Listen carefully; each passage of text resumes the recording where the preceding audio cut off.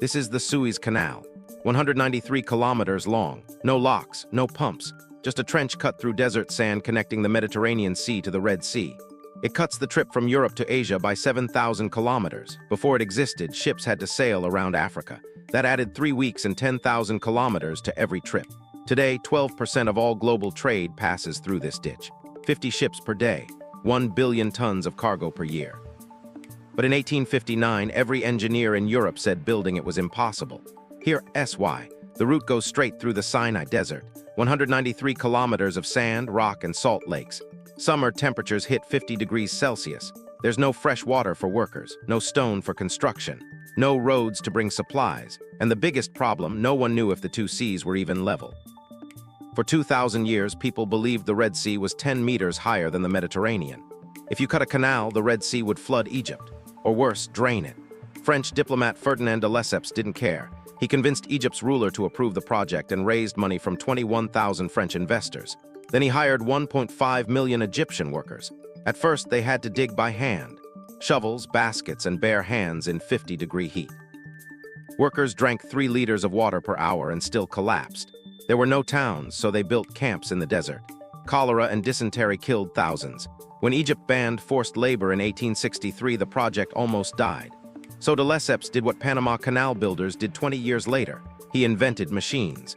Steam shovels, dredgers, and bucket excavators were shipped from Europe. They could move 2,000 cubic meters of sand per day. One machine did the work of 3,000 men. The biggest challenge was the lakes. The route crossed Lake Timsah and the Great Bitter Lake. These were salt flats, not water. Engineers had to dredge channels through solid salt crust. When they finally connected the lakes to the seas in 1867, salt water rushed in. The Bitter Lakes are 10 meters deep, so for 2 years they filled up like a giant bathtub. That proved the seas really were level. No flood, no drain. The ancient Greeks were wrong. Then came the sand. The canal cuts through soft sand that collapses. If you dig a trench, the walls slide back in. So they dredged constantly. Even today, dredgers work 24/7 to keep it open. Sandstorms dump 100,000 tons per day back into the canal. The final problem was width. The original canal was only 22 meters wide at the bottom. 2 ships could not pass, so one had to stop in a wider lake and wait. A trip took 40 hours, but it still worked. The canal opened on November 17, 1869. French Empress Eugenie sailed through first. The cost was 433 million francs, double the budget. 120,000 workers died from disease, heat, and accidents. But it changed the world overnight. The trip from London to Mumbai dropped from 18,700 kilometers to 11,600 kilometers. Shipping costs fell 50%. Britain, which first opposed the canal, bought 44% of it in 1875 because their empire ran on Indian trade. Then Britain invaded Egypt in 1882 to protect it. The canal caused wars. In 1956, Egypt's Nasser nationalized it. Britain, France, and Israel invaded. The US forced them out.